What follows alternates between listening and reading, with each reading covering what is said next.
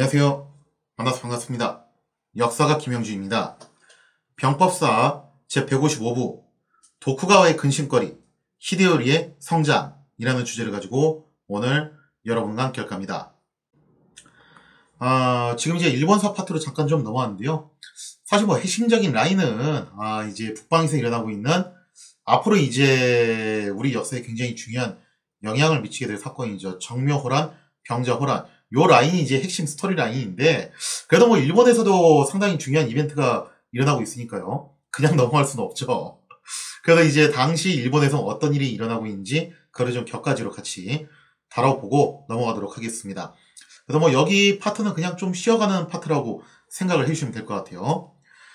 자, 1600년 10월 21일에 벌어진 세키가루 전투에서 도쿠가 이에스가 최종적으로 승리를 했죠. 그러면서 이제 천하의 패권을 차지하게 되었는데, 이제 뭐 도쿠가와는 더 이상 도요토미 가문의 눈치를 볼 필요가 없어졌습니다. 그래서 그냥 대놓고 자기를 따르는 중신들을 전국의 각 요지에다가 배치를 함으로써 세력 판도를 넓혀가기 시작을 했다는 거죠. 자, 그리고 1603년에 마침내 도쿠가와는 쇼군의 자리에 취임함으로써 공식적으로 에도 막부를 창건을 하게 됩니다. 그러면서 이때부터 이제 도쿄의 시대가 열리게 되었던 거죠.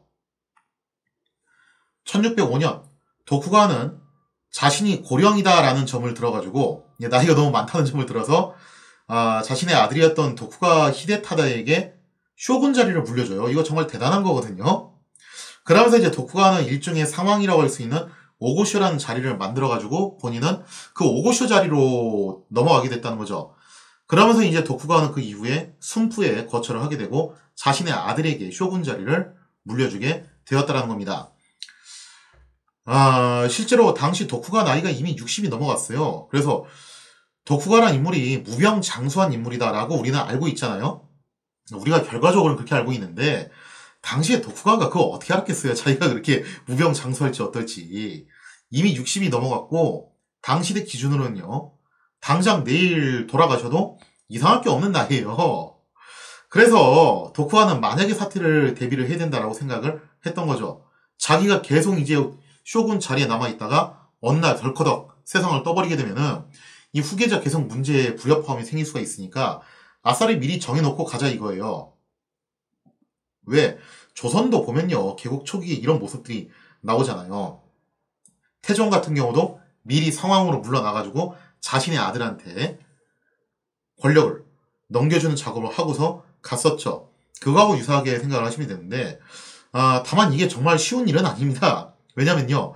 영조하고 사도세자 관계를 놓고 보면은 그게 마냥 쉬운 건 아니라는 걸 알 수 있어요. 영조가 사도세자를 뒤주에 가둬서 죽였을 때 영조 나이가 이미 60이 넘어갔어요.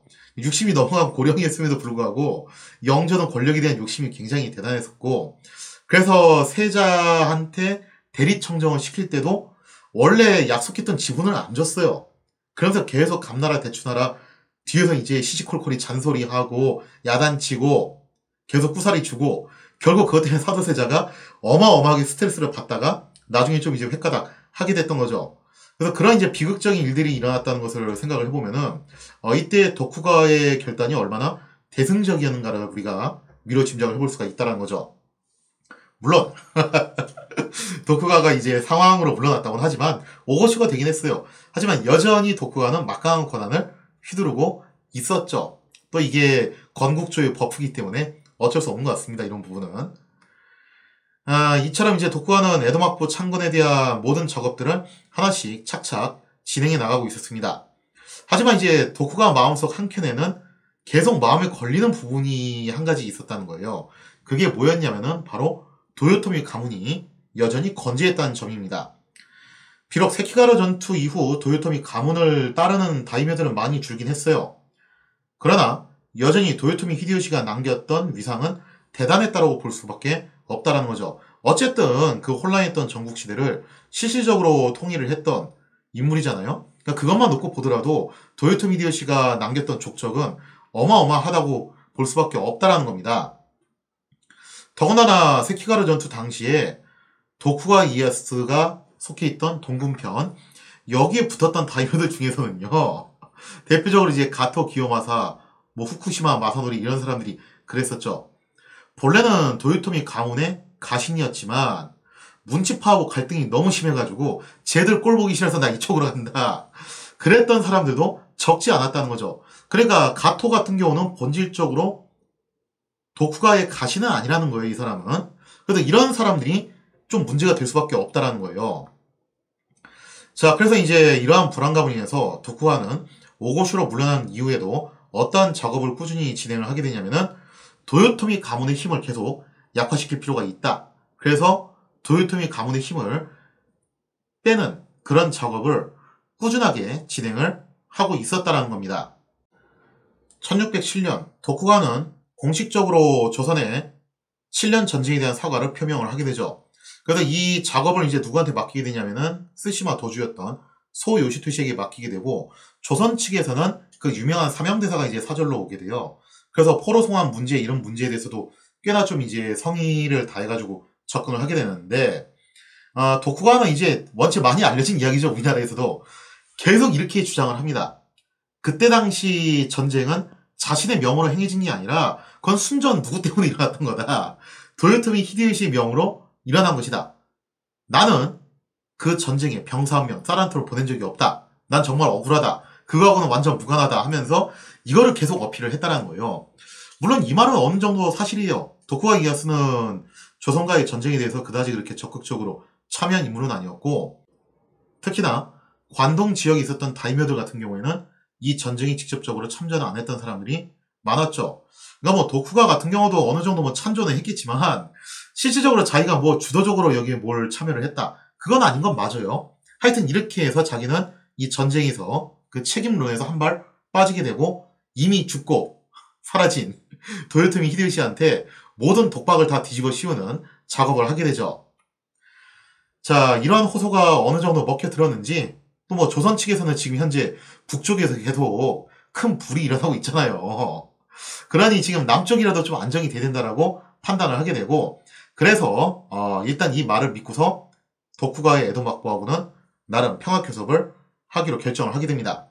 그래서 이 과정에서 이제 좀 전에 설명드린 바와 같이 쓰시마 도주였던 소 요시토시가 정말 눈물겨운 노력을 하게 되는데, 그럴 수밖에 없죠. 소 요시토시는 아시다시피 고니시의 사이잖아요. 고니시는 문치파의 거두였고 서군에 소속됐다가 목이 날아갔던 3명의 다이묘 중 1명이에요. 그 수많은 서군 다이묘 중에서 직접적으로 죽은 사람이 딱 3명인데 그 중에 1명이 고니시라는 거죠. 그렇기 때문에 소 요시토시 입장에서도 자기 목이 언제 위태로울지 모르는 그런 상황이었는데, 여기서 재빨리 태세 전환을 하게 됩니다. 뭐 살기 위해서 어쩔 수 없는 선택이죠. 그래서 고니시에 딸하고 바로 이혼을 해버리고, 나는 이제 더 이상 서군 측하고 관련이 없습니다. 그렇게 선긋기 작업에 나서게 되고, 또 이때 도쿠가가 조선하고 어떻게든 좀 외교적으로 잘 문제를 해결해 보려고 하는 그런 상황을 감지하고서 본인이 나서가지고 그 중간다리 역할을 해줬다는 거죠. 그렇게 해서 조선 측으로부터 통신사를 갖다 요청을 해가지고 조선 사신이 일본에 방문을 해가지고 도쿠가로 접견을 한다. 그 자체가 도쿠가가 대외적으로 인정을 받고 있다는 일종의 증표가 되거든요. 그러니까 기왕이면은 명에서 사신이 오면 좋겠는데 애지간해서 명에서 올 것 같지는 않고, 왜냐면 명은 아무하거나 그렇게 조공척봉 맺지를 않거든요. 마치 오늘날 미국이 최강국이고 미국산 무기가 최고의 무기인 거 맞아요? 근데 그거 알고 계셔야 돼요. 미국산 무기는 돈 낸다고 살 수 있는 게 아니에요. 아무한테나 안 팔아요. 확실한 우방부한테만 파는 무기라는 거죠. 당시 명도 똑같았습니다. 명도 조공측봉을 아무나 믿는 게 아니었어요. 그렇기 때문에 일본 입장에서는 명의 사신을 부르고 싶었겠지만 그건 좀 어렵고, 일단 꽝 대신 닭으로 조선 사신이라도 좀 불러가지고 도쿠가의 위상을 높여보자, 그런 생각도 했을 것이고, 또 이때 당시 이제 조선 측에서 그런 요구를 했겠죠. 너네 자꾸 외국 문제가 불거지고 있는데 그 외국 문제를 어떻게 할 거냐. 도쿠가가 자신있게 얘기하는 거예요. 그거 걱정할 필요 없다. 나는 외국들 정말 싫어한다. 걔들하고 나하고는 아무런 관련 없다. 증거를 보여주겠다. 그러면서 평상시에 이제 점찍어 두고 있었던 도요토미 찬당들을 일부를 갖다가 그냥 외구로 몰아서 아작을 내버리는 거죠. 자, 그러면서 실제로 이제 스키가라 전투 이후에도 서군 측에 섰거나 혹은 이제 친 도요토미파로 분리됐던 다이묘들이 도쿠가의 공격을 당하는 경우가 종종 있었어요. 자, 이런 작업을 함으로써 도요토미 세력을 갖다가 계속 이제 약화시킴으로써 도쿠가는 에도마쿠의 입지를 공고하게 다져나갈 수 있었다는 거죠. 이처럼 도쿠가는 도요토미 잔당들을 꾸준히 토벌해가면서 이제 도요토미 가문의 힘을 깎아내는 작업은 계속하고 있었는데, 그럼에도 불구하고 그럼에도 불구하고 불안감은 여전히 잔존해 있었다는 겁니다. 그 이유가 뭐였냐? 바로 히데요시의 아들인 도요토미 히데요리의 존재 때문입니다. 도요토미 히데요리는 스키가루 전투 당시에 나이가 너무 어렸죠. 그렇기 때문에 당연하게도 도쿠가의 적수가 되질 못했습니다. 하지만 당시 도쿠가는 문치파를 처단한다는 명분으로 전쟁을 했지, 도요토미 히데요리를 끌어내린다라는 그런 명분은 아니었어요. 다들 기억하시겠지만 동군이 됐든 서군이 됐든지 간에 우리는 히데요리를 위해서 하는 거다라고 그렇게 명분을 내세웠다는 거죠. 그래서 서군 측은 좀 더 직접적으로 이제 요도 도노하고 나름 연기를 갖다 해가지고 우리가 요도 도노를 위해서 한다. 동군 측은 도요토미 히데요시의 정실이었죠. 내내하고 연결을 해가지고 우리는 내내를 위해서 한다. 그러나 최종적으로 이제 히데요시의 후계자가 히데요리이기 때문에 동군 측에서도 히데요리 자체는 건드리기는 힘들었다는 겁니다. 오히려 이게 진정한 히데요리를 위한 충심이다라고 이렇게 홍보 선전을 할 수밖에 없었다는 거죠. 실제로 문치파들을 극도로 경멸해서 도쿠가 편에 붙었던 가토 기요마사, 당연하게도 문치파가 몰락한 이후에 결국 어쩔 수 없어요. 본인 색깔이 그럴 수밖에 없는데, 가토는 이제 히데요리를 보호하기 위해서 앞장서게 됐다는 거죠. 또 가토 딴에는 이게 또 굉장히 마음에 짐으로 남았던 모양이에요. 따라서 히데요리가 점차 장성에 감에 따라서 그동안 숨죽이고 있었던 친도요토미파 세력들이 다시 고개를 들 여지가 있었다는 것이 굉장히 중요한 문제였다는 겁니다. 더군다나 애초 도요토미 히데요리는 쇼군이 아닌 조정 최고 관직인 관백에 올랐던 인물이에요. 이게 또 굉장히 중요한 사실인데, 이렇게 우리가 생각할 수도 있죠. 이미 도쿠가와가 쇼군이 됐는데 히데요리가 커봤자 뭐 별 수 없는 거 아니야? 그게 아니죠. 왜냐면은 그 아버지였던 히데요시 자체가 쇼군이 아니었어요. 그러니까 히데요리가 장성을 하게 되면은 물려받게 될 관직이 쇼군이 아니라 뭐였냐면은 관백이라는 겁니다. 그래서 히데요리가 장성해서 만약에 조정으로부터 인정을 받으면은 그대로 이제 관백의 자리를 물려받게 될 건데, 문제가 이거예요. 서열상 관백이 쇼군보다 위라는 거죠. 물론 본래 막부 통치라는 것 자체가 쇼군이 가장 강력한 실권을 갖고 있기 때문에 자기 위에 있는 관백이니 천황이니 다 쌈싸먹고 본인이 통치를 한 거잖아요. 근데 히데요리는 조금 얘기가 달라요. 히데요리는 나름의 세력을 갖추고 있는 사람이 관백의 자리에 올라가는 그런 특수 케이스가 된다는 거죠. 그럼 자칫 잘못하면은 쇼군과 대항할 수 있는 나름의 대항마로 성장을 할 가능성이 있다는 거죠. 만약에 히데요리가 관백이라는 그런 위치를 이용해서 도쿠가한테 감나라, 대추나라 이렇게 나오기 시작하면은 도쿠가도 상당히 좀 입장이 난처해질 수밖에 없다는 겁니다.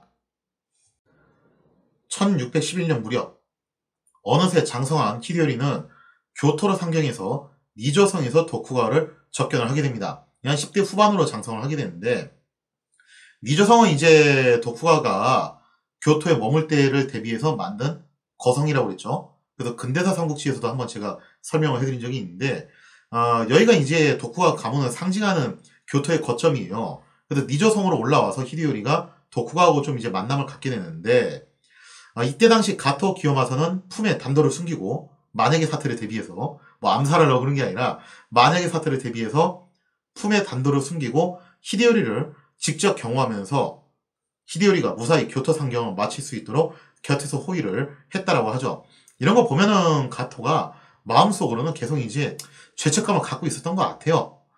그래서 이때 교토 상경을 무사히 마치고 돌아온 다음에 가토는 나름 이제 안도의 한숨을 쉬면서 이때 긴장이 풀어져서 그랬는지 그 이후로 이제 가토는 생을 마감하게 되었다라고 하죠. 히데요리가 교토로 입성을 하자 교토 사람들은 히데요리를 열렬히 환호하게 됩니다.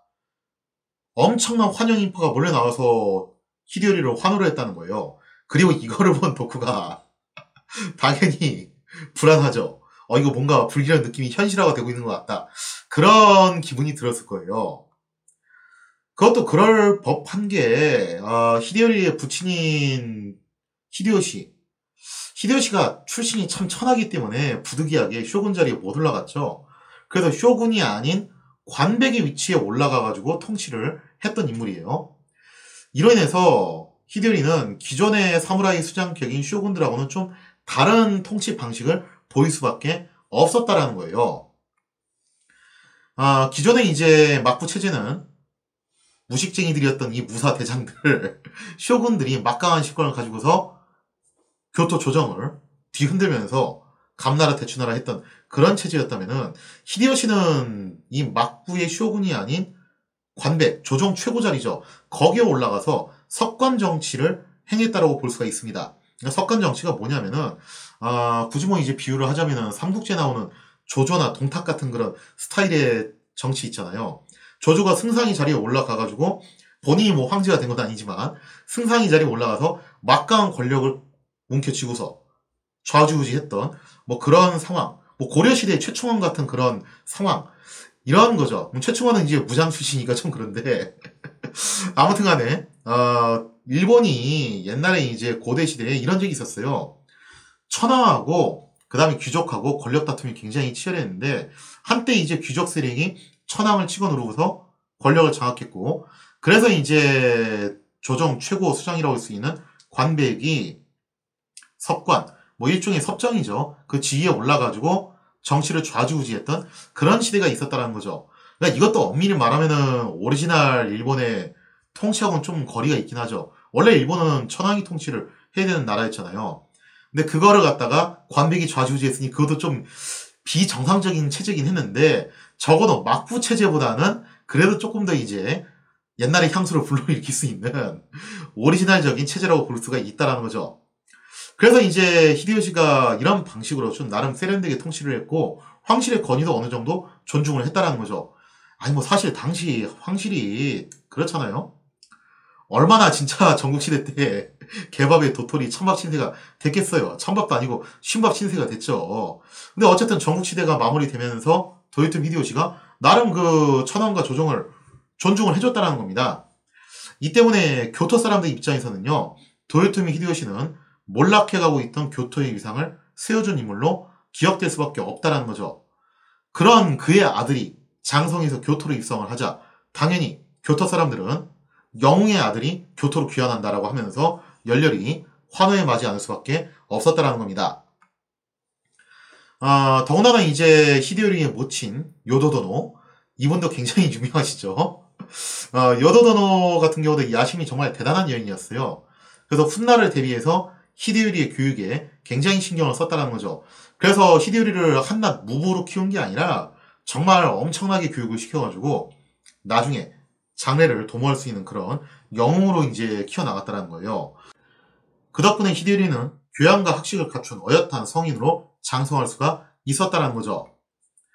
어떻게 보면 이게 또 히데요리 입장에서는 화근이 된 것인데, 본인 인생을 놓고 보면 이게 또 불행하게 됐던 거죠. 만약에 히데요리가 그냥 좀 멍청하게 살았으면은 어쩌면은 그냥 말년에 파라코처럼 인생을 보냈을 수 있어요. 근데 아무튼 간에 도쿠가 입장에서는 히데요리가 훌륭하게 장성했을 뿐만 아니라 교토 사람들로부터 열렬한 지지를 받는 걸 보고 정말 엄청나게 큰 불안감을 가질 수밖에 없었다는 겁니다. 그러니까 만약에 이때 히데요리가 뭔가 좀 바보 같은 모습을 보이고 사람이 좀 덜 떨어졌다라고 판단을 했으면은 어쩌면 도요토미가 조금, 어쩌면 도쿠가와가 자비를 베풀을 수도 있는 부분이긴 해요. 물론 뭐 또 이것도 모를 일이긴 하지만. 근데 아무튼 간에 이제 히데요리가 훌륭한 성인으로 이렇게 장성하는 것을 보고서 도쿠가는 안 되겠다고 생각을 하는 겁니다. 이대로 가다가는 다시금 친 도요토미파 가문들이 히데요리를 중심으로 결집할 것이 자명했다는 거예요. 더 큰 문제는 도쿠가 자신은 점점 늙어가고 있었고 이제 수명이 얼마 남지 않았다는 점입니다. 뭐 아무리 무명장수한다 하더라도 이미 도쿠가 나이가 60이 넘어가 버렸는데 당대 기준으로 살면 얼마나 살겠어요. 자기는 힘이 점점 빠지는 거고 히데요리는 점점 장성하면서 힘이 세지는 거고 그런 구조라는 거죠.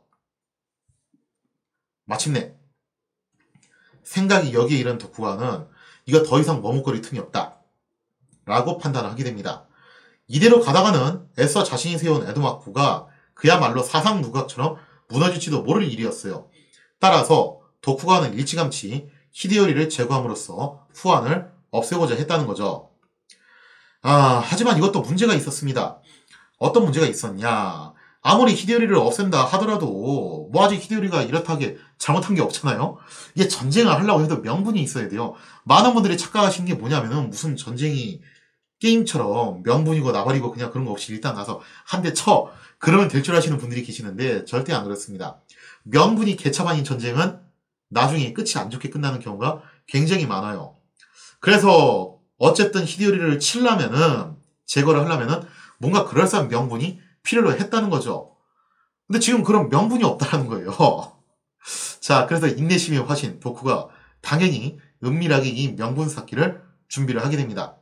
에도 막부를 반석에 올려놓기 마지막 그를 위한 명분 쌓기를 교묘하게 돌입하게 되는데 과연 도쿠가와 이에야스는 어떤 명분을 만들어가지고 히데요리를 칠 것인가? 거기에 대한 이야기는 다음 시간에 이어서 계속하도록 하겠습니다.